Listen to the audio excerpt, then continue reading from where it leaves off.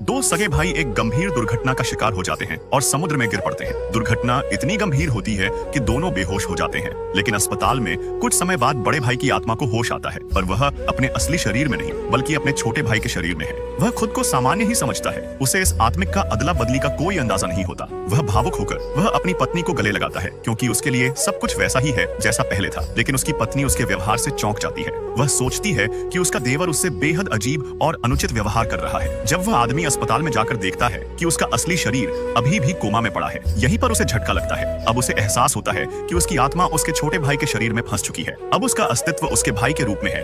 यह जानकर वह फिर से बेहोश हो जाता है। वह अब भी हर दिन अस्पताल जाकर अपने असली पति के कोमा में पड़े शरीर के पास बैठकर रोती है। उसके लिए वही उसका असली पति है। यह देख उसका पति, जो वास्तव में छोटा भाई है, वह टूट चुका है। वह उस जीवन को फिर से जीने की कोशिश करता है जो वह पहले जीता था। वह उन्हीं जगहों पर जाता है जहां वो और उसकी पत्नी साथ जाया करते थे। वह वही चीजें करता है जो उसकी पत्नी को पसंद थी। उसका पसंदीदा गाना गाता है, वही फूल को देखभाल करता है, वह पुरानी आदतें दोहराता है। पत्नी सब देखकर चौंक जाती है। उसे लगता है कि इसमें कुछ तो है। ये सब बातें कोई और नहीं जान सकता। उसका मन डगमगाने लगता है, लेकिन वह खुद को समझाती है कि आत्माएं शरीर बदल नहीं सकती। यह बस उसकी देवर की चाल है। आखिरकार पत्नी का सब्र टूटता है। वह गुस्से में उसे आईने के सामने खड़ा करती है और कहती है, खुद को देखो, तुम कौन हो? अपने भाभी के लिए ऐसे भावनाएं रखना गलत है। अब खुद उस आदमी का आत्मविश्वास भी डगमगाता है। वह सोचता है, क्या मैं सच में वही हूँ या सब भ्रम है? लेकिन फिर वह अपनी पत्नी की आंखों में देखकर उन सभी खास पलों की याद करता है। उनकी पहली मुलाकात, वो बातें जो उन्होंने किसी से नहीं कही थी, वो वादे जो सिर्फ उन्होंने आपस में किए थे, और उसे यकीन हो जाता है। पत्नी भी उसकी बातों से अंदर तक हिल जाती है। वह जानती है कि यह सब बातें